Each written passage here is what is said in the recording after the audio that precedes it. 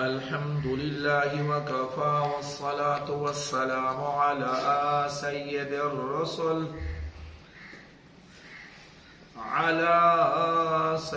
الرسل وخاتم الأنبياء.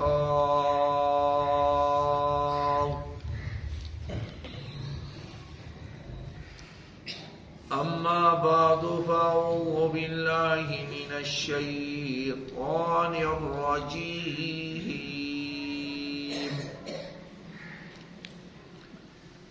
بسم الله الرحمن الرحيم.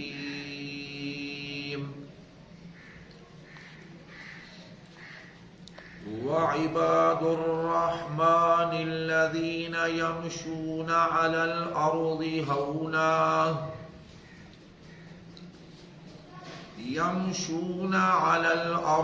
هونا وإذا خاطبهم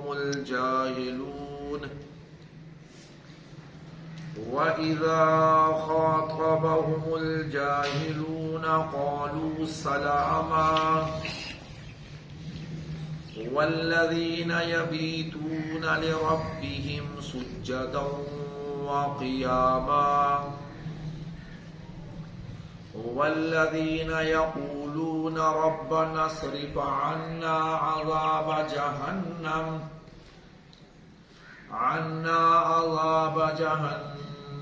إن عذابها كان غراما. إنها ساءت مستقرا ومقاما. والذين إذا أنفقوا لم يسرفوا ولم يقتروا وكان بين ذلك قواما. صدق الله العظيم.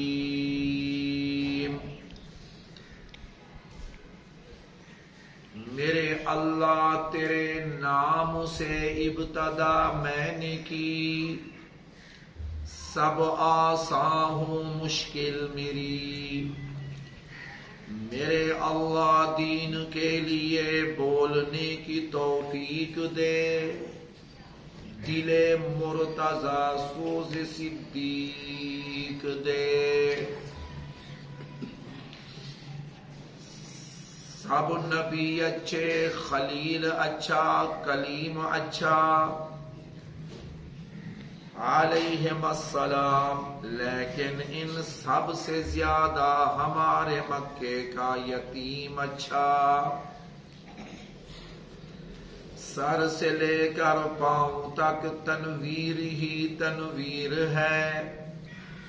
منہ سے جو یہ بولتا ہے قرآن وہ تقریر ہے.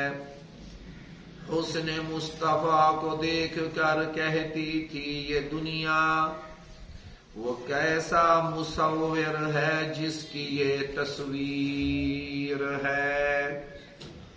اللہم صلی علی محمد وعلی آل محمد كما صليت على إبراهيم وعلى آل إبراهيم إنك حميد مجيد. اللهم بارك على محمد وعلى آل محمد كما باركت على إبراهيم وعلى آل إبراهيم إنك حميد مجيد. اللهم صل على محمد صلى الله عليه وسلم، حبينا محمد، رضينا محمد، رفعينا محمد، نبينا محمد صلى الله عليه وسلم، عظيمنا محمد، حسيمنا محمد، جميلنا محمد، جليلنا محمد، خليلنا محمد، أكملنا محمد، وأفضلنا محمد، أجملنا محمد، أنورنا محمد، طبيب محمد، حبيب محمد، رحيم محمد، كريم محمد. اللهم صل على محمد، صل على اسمه في السماء عتيق محمد، صل على في الغار رفيق محمد، شفيق محمد، سیدنا ابی بکر الصدیق محمد اللہم صلی علی محمد صلی علی دعاء محمد مراد محمد انتظار محمد وقار محمد لسان محمد انوار محمد سیدنا عمر بن الخطاب محمد اللہم صلی علی محمد صلی علی عنفوان شبان جامع القرآن سیدنا عثمان محمد اللہم صلی علی محمد حبی محمد دکی محمد ولی محمد اخی محمد سیدنا علی محمد وعلى آل محمد وأصحاب محمد وأزواج محمد وبنات محمد كما صليت على إبراهيم وعلى آل إبراهيم إنك حميد مجيد. سارے حضرات مجھے پاک پڑھ لیں.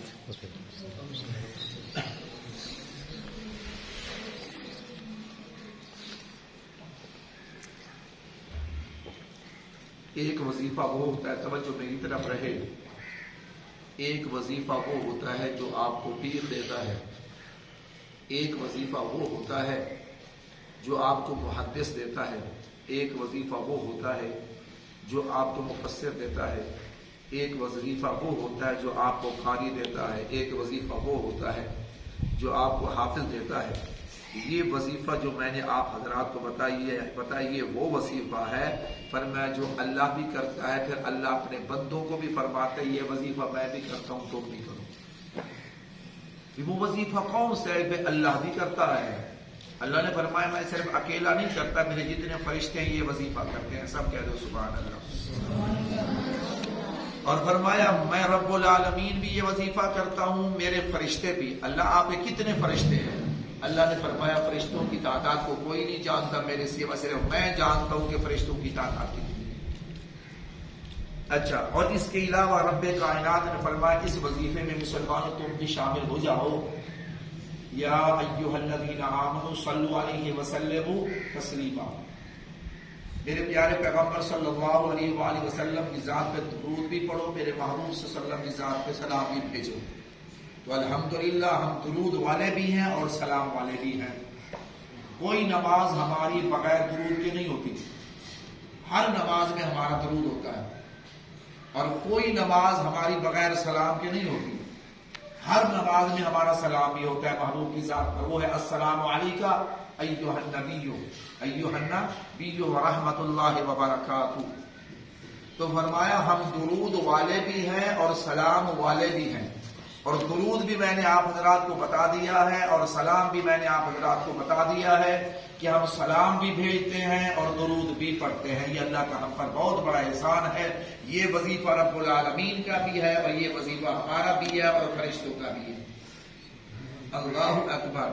اچھا، پھر آپ دیکھیں کہ میں نے جب درود پڑھا میں نے بار بار یہ پڑھا اللہم صلی علی محمد اللہم صلی علی محمد. حالانکہ اور جتنی ہم عبادت کرتے ہیں نا، فرمایا جو بھی عبادت کرتے ہیں ہم کہتے ہیں میں نے کی. نماز جب میں نے آپ سے پوچھا نماز پڑھی ہے، آپ نے کہا میں نے پڑھی ہے. جب میں نے آپ سے کہا قرآن پڑھا ہے، آپ نے کہا میں نے پڑھا ہے. روزہ رکھا ہے، میں نے رکھا ہے. تلاوت میں نے کی ہے. یعنی ہر عبادت میں میں نے کی ہے. لیکن جب درود کی بات آتی ہے تو آپ یوں نہیں کہتے اصلی علیک یا محمد کہ میں درود بھیجتا ہوں آپ پر اے محمد صلی اللہ علیہ وسلم. ہم یوں درود نہیں پڑھتے، ہم کہتے ہیں اللہم صلی علی محمد. اس کی وجہ کیا ہے کہ اور عبادت میں کہتے ہیں میں نے کی ہے میں نے کی ہے میں نے کی ہے. جب درود کی بات آتی ہے تم کہتے ہو فرمایا اللہم صلی علی محمد صلی اللہ علیہ وسلم. اس کی وجہ یہی ہے، اس کی وجہ یہی ہے کہ فرمائے پیارے محبوب صلی اللہ علیہ وآلہ وسلم شان والے ہیں. رب کے بعد مقام شان عظمت تو ہمارے محبوب کی ہے نا صلی اللہ علیہ وسلم. اب میں گناہگار بندہ، خطا کار بندہ، مجھ سے غلطیاں ہو جاتی ہیں اور میں یوں کہوں اپنی زبان سے کہ میں نے نبی کی ذات میں درود بھیجا ہے اور میں کہوں میں تو کچھ بھی نہیں ہوں. اللہ زبان میری ہوتی ہے، زبان میری ہوتی ہے، پڑھ میں رہا ہوتا ہوں، بھیجتا آپ کی طرف ہوں. پر میں اللہم صلی علی محمد، اے اللہ آپ نبی کی ذات میں درود بھیجیں. آپ اندازہ کریں دوسری جتنی باتیں آپ کہتے ہیں ہم نے کی، درود کی بات آئی تو کہا اللہم صلی علی، تم نے پڑھا، لیکن کیا کہا اللہم صلی علی محمد، اللہم صلی علی محمد۔ اور جو آیتیں میں نے آپ حضرات کے سامنے تلاوت کی ہیں، یہ وہ آیتیں ہیں جن میں رب کائنات نے جو رحمان کے بندے ہیں نا، اللہ نے ان بندوں کی صفات کو بیان کیا کہ میرے بندے، حالانکہ سارے اللہ کے ہیں، جو مانتے ہیں وہ بھی اللہ کے ہیں، جو نہیں مانتے وہ بھی اللہ کے ہیں، لیکن اللہ فرما رہے ہیں پر میرے بندے وہ ہیں جن کے اندر یہ صفات ہیں، حالانکہ ہیں وہ بھی میرے، لیکن ان کے اندر یہ صفات نہیں ہے۔ اگر میرے بندے بدلنا چاہتے ہو تو یہ صفات اپنے اندر لے آؤ، یہ باتیں اپنے اندر لے آؤ، پھر تم رحمان کے بندے کہلانے کے مستحق ہو۔ اگر یہ اوصاف نہیں ہے، بندے تو میرے ہو لیکن وہ اوصاف نہیں ہے، وہ صفات نہیں ہے، تو رب کائنات فرماتے ہیں میں ناراض ہو جاتا ہوں اگر وہ اوصاف تمہارے اندر نہیں ہے۔ اب وہ اوصاف، وہ صفات جو میں آپ حضرات کے سامنے بیان کروں گا، فرمائیے وہ ہے جو رحمان نے بیان کی ہیں، خود اللہ نے بیان کی ہیں۔ اچھا، پھر اللہ نے اپنا ذاتی نام ذکر نہیں کیا، ذاتی نام اللہ کا اللہ، باقی اللہ رحمان ہے، اللہ رحیم ہے، یہ اللہ کی صفات ہے، اللہ کی صفات ہے۔ تو اللہ پاک فرما رہے دیکھو میں نے اپنی صفت فرمایا جو الرحمن، جو بڑا مہربان ہے، جو بڑا مہربان، اور واقعی ہے بھی بڑا مہربان، باقی اللہ بڑا مہربان ہے۔ تو فرمایا وہ بڑا مہربان جو رب ہے نا، فرمایا اسی رحمان والی صفت سے ذکر کیا۔ اس آیت کو رب کائنات نے فرمایا شروع کیا عباد سے، آگے پھر رحمان کا ذکر ہوا، آگے پھر رحمان۔ فرمایا پہلی صفت کیا ہے رحمان کے بندوں کی، جو اللہ کے خاص بندے ہیں، وہ ان کی صفت کیا ہے؟ ارے پروردگار عالم جل جلالہ نے فرمایا آ جاؤ میں تمہیں بتاؤں میرے بندے کون ہیں، رحمان کے بندے کون ہیں۔ وَعِبَادُ الرَّحْمَنِ الَّذِينَ يَمْشُونَ عَلَى الْأَرْضِ هَوْنًا وَإِذَا خَاطَبَهُمُ الْجَاهِلُونَ قَالُوا سَلَامًا۔ رحمان کے بندے وہ لوگ ہیں جب وہ زمین پہ چلتے ہیں تو فرمایا آہستہ آہستہ چلتے ہیں، ان کے اندر تکبر نہیں، ان کے اندر غرور نہیں۔ فرمایا جو اللہ پاک کی زمین پہ چلتے ہیں اللہ سے ڈرتے ہوئے، رب کائنات نے فرمایا پہلی صفت میرے بندوں کی ہے۔ اسی تکبر کی وجہ سے شیطان ذلیل ہوا، اسی تکبر کی وجہ سے فرمایا مردود ہوا۔ رب کائنات فرماتے اپنے اندر تکبر نہ لانا کہ میں ہوں، نہیں سب کچھ اللہ ہے۔ تو پہلی صفت قرآن نے یہاں ہی بیان کی ہے، وَعِبَادُ الرَّحْمَنِ الَّذِينَ يَمْشُونَ عَلَى الْأَرْضِ هَوْنًا۔ رحمان کے بندے وہ لوگ ہیں جب چلتے ہیں زمین پر تو آہستہ آہستہ چلتے ہیں، تکبر نہیں، غرور نہیں۔ آگے پروردگار عالم جل جلالہ نے فرمایا عَلَى الْأَرْضِ هَوْنًا وَإِذَا خَاطَبَهُمُ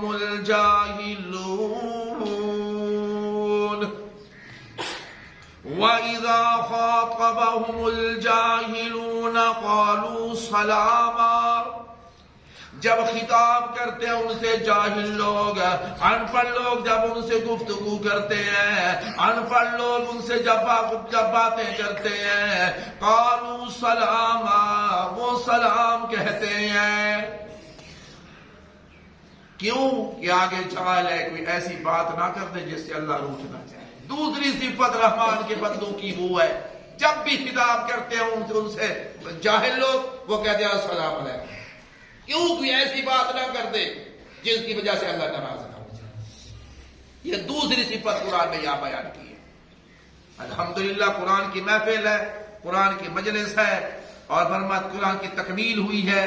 تو میں آپ کو بتانا یہ چاہتا ہوں، دیکھو کہ رحمان کے بندوں کے اوصاف کیا ہیں.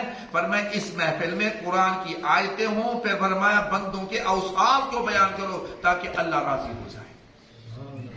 یہ اوصاف اپنے اندر لاؤ گے، صفات لاؤ گے تو اللہ راضی ہوگا، ورنہ نہیں. پہلی بات تکبر مومن کے شایان شان ہی نہیں ہے. کیوں تکبر کرتا ہے جب جان ہی اس کی نہیں ہے؟ وہ بھی اللہ مالک ہے، پھر تکبر کس بات کا؟ اور جب جاہل گفتگو کرتے ہیں وہ سلام کہہ کے وہاں سے نکل جاتے ہیں. یہ دوسری صفت. تیسری صفت کیا؟ ارے رب العالمین نے تیسری صفت بیان کی ہے. ذرا دیکھ تو صحیح کتنا پیارا قرآن اللہ کا، کتنی پیاری پیاری صفات قرآن بیان کر رہا ہے. والذین یبیتون لربہم سجدا وقیاما.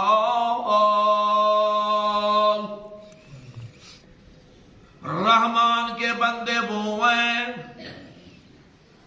فرمایا ان کی راتیں اللہ کو یاد کرتے ہوئے گزرتی ہیں، اپنے رب کے سامنے کھڑے ہو کر اللہ کی حمد و ثنا میں گزارتے ہیں. کبھی سجدے کی حالت میں ہوتے ہیں، کبھی قیام کی حالت میں ہوتے ہیں. لوگ سو رہے ہوتے ہیں، یہ اپنے اللہ کو یاد کر رہے ہوتے ہیں.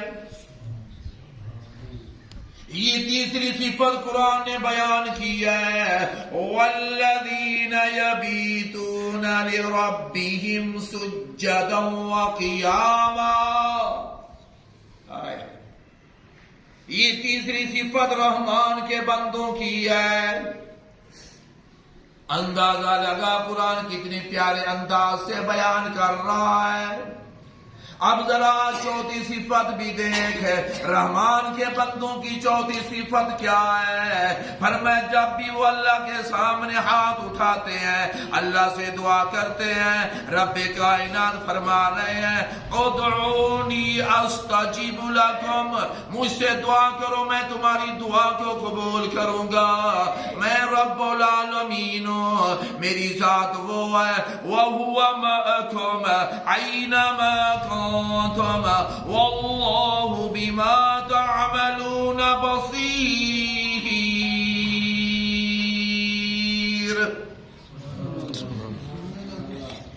اللہ تمہارے ساتھ ہوتا ہے جہاں بھی تم ہوتے ہو. فرمایا جس جگہ تم ہوتے ہو اللہ فرما رہا ہے میں تمہارے ساتھ ہوتا ہوں، میرا علم وہاں موجود ہوتا ہے.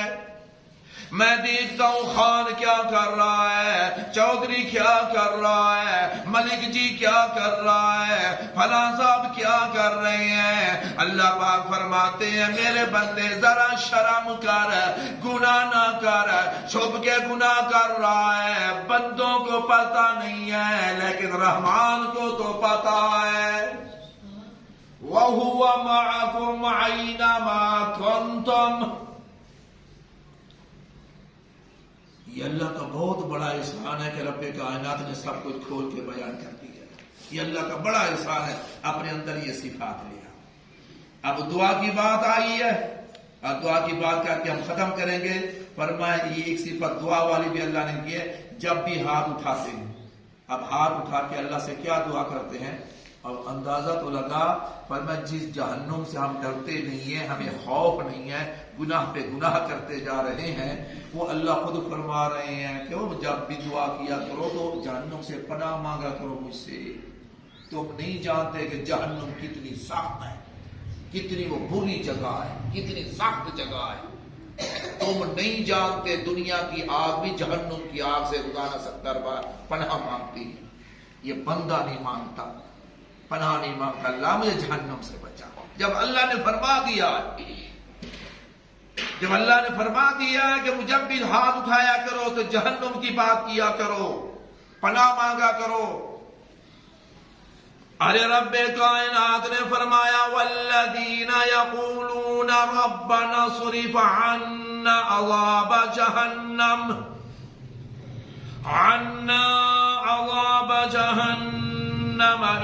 ان عذابها كان غراما.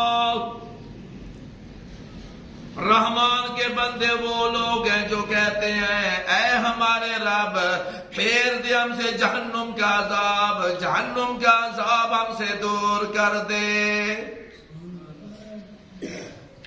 کیونکہ اتنی سخت جہنم ہوگی۔ اللہ اکبر، قرآن بیان کرتا ہے جب اللہ جہنم سے کہیں گے تو بھر چکی ہے، نافرمانوں سے بھر چکی ہے، ارے جہنم بول کے کہے گی اللہ نہیں، یوم نقول لجہنم حل امتلأت وتقول، کہے گی حل من مزید، اللہ اور دے تک ان کو مزہ چکھاؤں گناہوں کا۔ اب اندازہ کر جب اللہ فرمایا او مجھ سے جہنم سے پناہ، مجھے دعا کیا اللہ جہنم کا عذاب ہم سے دور کر دے۔ یہ صفات بیان ہو رہی ہے، جو رحمان کے بندے ہیں وہ روتے بھی ہیں، اللہ سے دعا بھی کرتے ہیں اللہ میں جہنم کے عذاب سے بچانا۔ والذین یقولون ربنا اصرف عنا عذاب جہنم ان عذابها کان غراما انها ساءت مستقرا ومقاما، بے شک وہ بہت بری جگہ ہے، برا ٹھکانہ ہے، برا نہ جس کو قرآن کہے برا ٹھکانہ ہے، سخت ٹھکانہ ہے، سخت جگہ ہے، تم برداشت نہیں کر سکو گے جہنم کی تکلیف کو۔ اندازہ کرو کتنی سخت تکلیف ہوگی، اور ہے یہ رب کا قرآن۔ اچھا ہم کیا کرتے ہیں، الفاظ پہ تو زور دیتے، ترجمے پہ غور نہیں ہے۔ اور یہ یاد رکھو قرآن صرف الفاظ کا نام نہیں ہے۔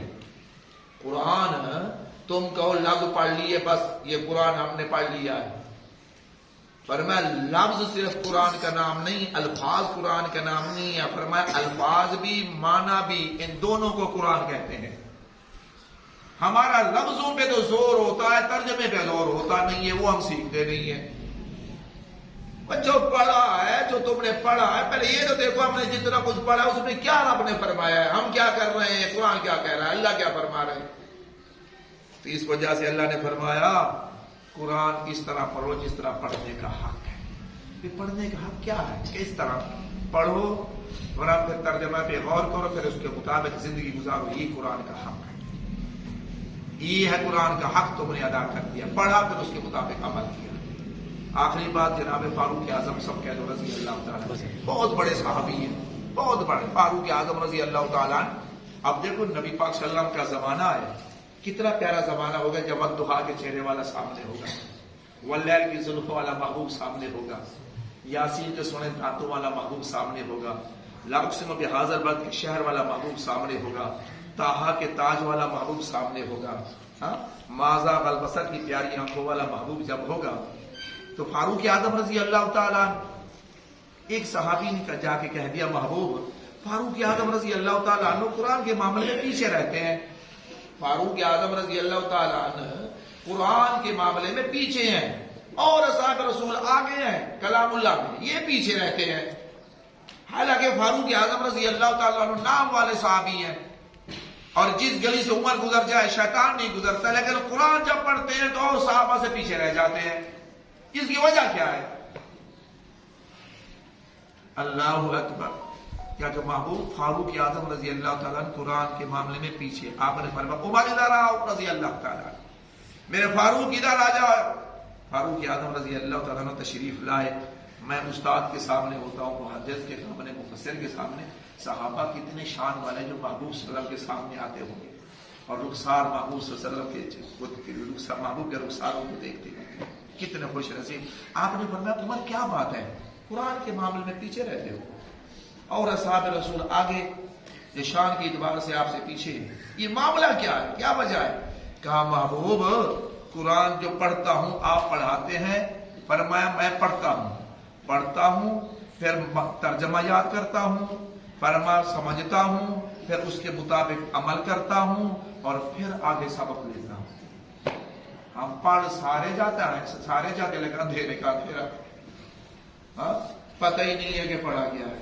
تو اس وجہ سے فرمایا چھوٹے بچوں کو بھی کہتا ہوں، نوجوان بیٹھے ہوئے ان کو بھی کہتا ہوں، صرف قرآن الفاظ کا نام نہیں ہے، تو الفاظ اور فرمایا جو لفظ ہیں کلام اللہ کے، جو ترجمہ ہے، جو معنی ہے، ان کو قرآن کہتے ہیں۔ تو اس وجہ سے فرمایا اگر والدین موجود ہیں اپنے بچوں کو قرآن پڑھا رہے ہیں یا تکمیل ہو گئی ہے، پڑھ چکے ہیں، اب ان کو ترجمہ سکھاؤ۔ ترجمہ کا مطلب کیا ہے؟ یہ جو درس نظامی ہے وہ پڑھا، تاکہ پتہ تو چلے کہ کیا پڑھا ہے۔ اب جو باتیں میں نے آپ حضرات کے سامنے کی ہیں، یہ قرآن کی باتیں ہمارے اندر موجود ہی نہیں ہے۔ یہ باتیں جو قرآن بیان کر رہا ہے ہمارے وہ حالات ہی نہیں ہے، اللہ معافی دے۔ تو اس وجہ سے الحمدللہ اگر بچوں نے کلام اللہ ختم کیا ہے، قرآن مجید پڑھ لیا ہے، تو فرمایا چھوڑنا نہیں ہے۔ اب فرمایا درس نظامی پڑھو، درس نظامی میں تمہیں پتہ چلے گا، پھر تم بنو گے کہ کیا پڑھا ہم نے۔ تو الحمدللہ یہ مدرسہ ہے آپ حضرات کے سامنے، چھوٹے چھوٹے معصوم بچے ہیں، کلام اللہ پڑھا ہے۔ اب ان کے لیے ہم سارے جمع ہوئے ہیں، دعا کے لیے جمع ہوئے ہیں کہ رب کائنات فرمایا جنہوں نے پڑھا اللہ ان کا پڑھنا قبول فرمائے، جنہوں نے پڑھایا ان کا پڑھانا قبول و منظور فرمائے، جنہوں نے اپنے اولاد کو پڑھایا اللہ ان کے لیے بخشش کا سبب بنائے۔ 10 آدمیوں کو ایک حافظ قرآن جنت میں لے جائے گا، 10 آدمیوں کو جنت میں ایک حافظ قرآن، اور عالم ہو تو 70 کو لے جائے گا، وہ تو پورے اپنے کنبے کو سب کو لے جائے گا جنت میں۔ یہ کوئی عام کتاب نہیں ہے۔ اب اندازہ کر اونچا درجہ کتنا ملے گا، کتنا اونچا؟ اللہ فرمائے کہ پڑھ الحمد شروع کر، جب الناس تک پہنچے گا فرمایا جہاں پہنچے گا وہاں پہ رکھا ہے۔ اب اندازہ کر 30 پارے جو پڑھے گا، پڑھتا بھی جائے گا، سیڑھیوں پہ چڑھتا بھی جائے گا، پھر اندازہ کر کتنا اونچا اللہ مقام ہے، کتنا اونچا گھر عطا کریں گے۔ بھی یہ کون؟ فرمائے گا یہ قرآن والے۔ اچھا پھر فرمایا جو ان کے والدین کو تاج پہنایا جائے گا نا، وہ اماں ابا کو، وہ قرآن والے جو ہیں ان کے اماں اور ابا کو جو تاج پہنایا جائے گا نا، جب لوگ دیکھو کہ وہ نبی آ رہے ہیں، اتنی چمک ہوگی، اتنی روشنی ہوگی کہ نبی آ رہے ہیں، وہ نبی علیہ الصلوۃ والسلام، ساری دنیا مل جائے ایک نبی کا مقابلہ نہیں کر سکتے۔ کہ نبی آج جواب ملے گا یہ نبی نہیں ہے، یہ کون ہے؟ یہ حافظ قرآن کے والد ہیں۔ اب دیکھو والدین کو اتنا اللہ پاک نوازیں گے، حافظ قرآن کو اللہ اتنا اونچا گھر عطا کریں گے، آخر مرنا تو ہے، اور کلام اللہ انشاءاللہ ہمارے لیے سبب بنے گا ہماری بخشش کا۔ تو رب کائنات سے میں یہی دعا کرتا ہوں اللہ جو اوصاف میں نے بیان کیے ہیں میرے اللہ یہ اوصاف ہم سب کو نصیب فرما دے، اور بچوں نے کلام اللہ پڑھا ہے اللہ ان کا پڑھنا سنانا قبول و منظور فرما دے۔ یہ مدرسہ ہے دل دگنی رات چگنی، اللہ اس مدرسے کو بھی ترقی دے، فرما جو جن والدین نے قرآن پڑھایا ہے اور ہمت دے تاکہ اللہ سے نظامی پڑھانے والے بھی بن جائیں، تاکہ پتہ ہو کہ رب کائنات نے کیا فرمایا ہے۔ رب سے دعا ہے اللہ ہم سب کو اپنی زندگی نصیب فرمائے۔ وما علینا الا البلاغ۔